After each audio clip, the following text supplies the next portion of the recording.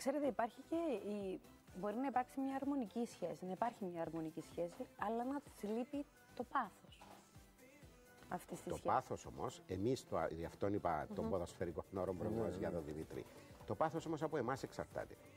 Εάν αφήσουμε την σεξουαλική μας ζωή να φτάσει σε μια ρουτίνα, ότι είναι Τετάρτη και Σάββατο, θα υπάρξει σεξουαλική επαφή, θα υπάρξει αυτή η στάση, θα υπάρξουν αυτά τα λόγια. Ναι, στο τέλος της ημέρας θα καταντήσει η ρουτίνα και δεν θα υπάρχει αυτή η συνήθεια, θα σκοτώσει τον έρωτα, θα σκοτώσει το σεξ. Τι το ανανεώνει? Άρα μικρά πράγματα τα οποία ας πάμε λίγο πίσω να σκεφτούμε όταν γνωρίσαμε αυτόν τον άνθρωπο. Τι εκάμναμε, ειδικά εμείς οι άντρες, για να τον ρίξουμε στο κρεβάτι μας. Ας σκεφτούμε πόσα σχέδια εκάμναμε, πόσα από την καλή έννοια ψέματα είπαμε. Επέρνουν που είδαμε στο γραφείο σου, είπα να μπω να πιω έναν καφέ. Ενώ στεκούμαστε μου το πρωί και καρτερούσαμε να έρθει.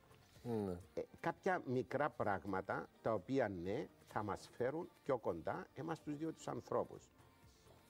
Το να στείλουμε ένα μήνυμα ερωτικού περιεχομένου.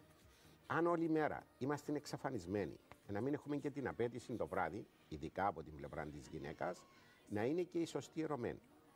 Αν όμως αυτήν την γυναίκα της δώσεις ένα μήνυμα, έναν απλό τηλεφώνημα, επεθύμησα σε, σε πέρασα πολλά ώρα.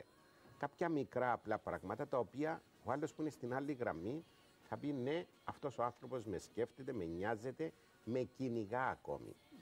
Ο κάθε άνθρωπος θέλει να νιώσει ότι ο σύντροφος του τον νοιάζεται, τον ποθεί, τον θέλει. Και κολακεύεται. Αν νιώσει ότι με θεωρεί δεδομένο και είμαι εκεί και ανά πάσα στιγμή θα με έχει, κάπου χάνεται αυτόν τον ενδιαφέρον.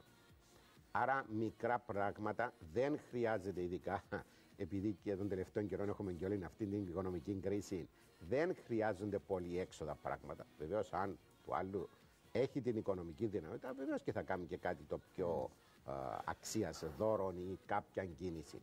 Όμως δεν χρειάζονται δύσκολα πράγματα. Το να πάμε σε ένα κατάστημα και να αγοράσουμε ένα φρόλουτρα και να πούμε ναι, απόψε έχω φτιάξει την πανιέρα, έχω πάρει ωραία φρόλουτρα, έχω φτιάξει μια ωραία ρομαντική ατμόσφαιρα στο δωμάτιο. Νομίζω είναι μικρά, απλά, ανέξοδα πράγματα, τα οποία είναι αυτά τα οποία θα μας ξαναγεννήσουν αυτόν τον πόθο που είχαμε για τον σύντροφό μας.